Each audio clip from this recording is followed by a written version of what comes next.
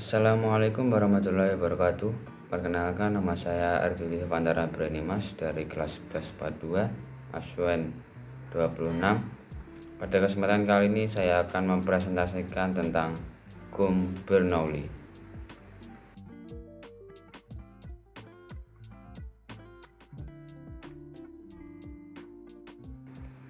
Hukum Bernoulli, prinsip Bernoulli, atau kadang-kadang dikenal sebagai persamaan Bernoulli, menyatakan bahwa untuk fluida yang dalam keadaan ideal, tekanan dan densitas berbanding terbalik.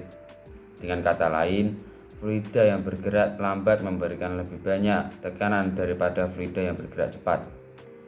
Sejak cairan dalam konteks ini berlaku sama untuk cairan dan gas, prinsip ini memiliki banyak aplikasi yang berkaitan dengan aliran udara untuk cairan. Daniel Bernoulli lahir pada 8 Februari 1700 di Groningen, Republik Belanda. Ia adalah anak dari Johann Bernoulli, seorang ahli matematika di kota Groningen. Bersama Euler, Bernoulli mencoba untuk menemukan lebih banyak tentang aliran cairan.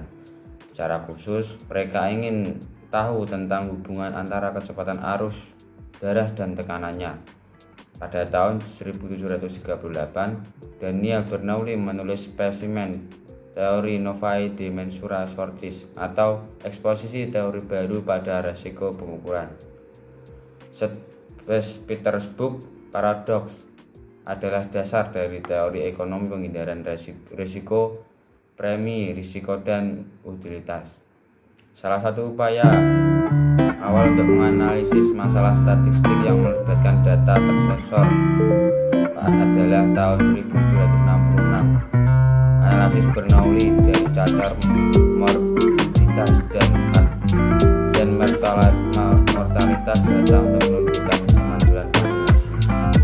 Dalam hidrodinamika, ia meletakkan dasar bagi teori kinetik gas dan menerapkan ide untuk menjelaskan hukum Bernoulli.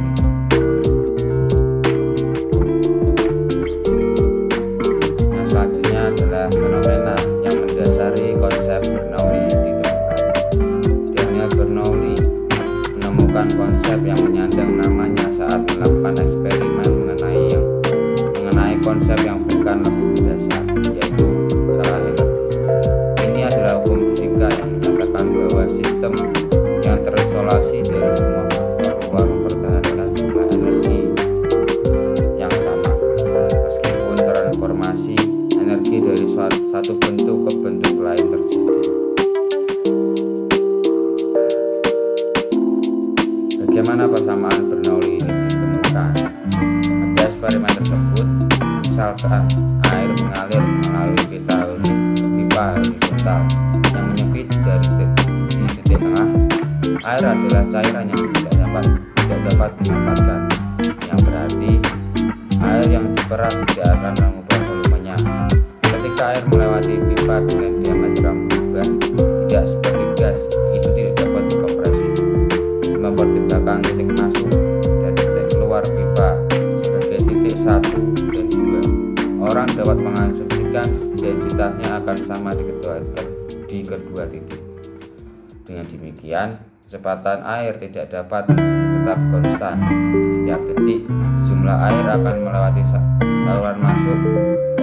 luas saluran masuk dikalikan dengan panjang pipa. Jika bagian pipa yang sempit 2 kali lebih panjang dari bagian yang besar, air harus melewati keduanya dalam jumlah waktu yang sama dan memang demikian.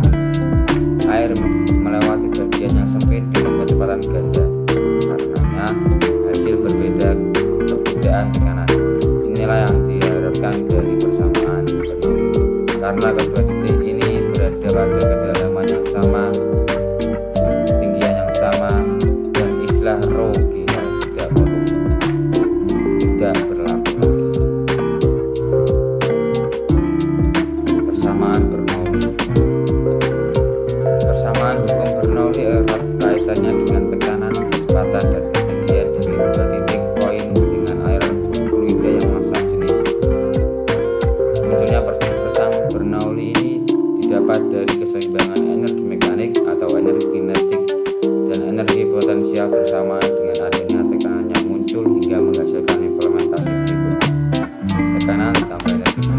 ditambah energi potensial adalah konstan. Persamaan Bernoulli yang satu ini bisa dituliskan seperti di bawah ini. Tekanan ditambah setengah rho V1 kuadrat ditambah rho VH sama dengan tekanan ditambah setengah rho V2 kuadrat ditambah rho VH. Nah, selanjutnya adalah penerapan hukum Bernoulli. Yang pertama adalah parfum dan obat nyamuk semprot. Saat menekan penyemprot parfum ke bawah, cairan bagian bawah akan bergerak dengan kelajuan rendah. Akibatnya tekanannya di cairan bagian bawah akan semakin tinggi. Hal itu mampu mendorong cairan untuk bergerak ke atas melalui selang parfum yang berukuran kecil. Saat sampai di atas selang, udara di bagian pengisap akan keluar bersamaan dengan semburan parfum. Dan penerapan Bernoulli yang kedua adalah gaya angkat pesawat terbang. Jika diperhatikan dengan baik, ketika pesawat akan melakukan take off, terlihat bentuk sayap akan membengkok ke bawah. Kondisi ini bukan tanpa alasan dilakukan. Hal ini dikarenakan para pembuat pesawat memperhitungkan dengan bersama menggunakan hukum Bernoulli. Dan penerapan hukum Bernoulli yang ketiga adalah alat pengukur kebocoran tangki. Jika ada bejana berisi air lalu bejana tersebut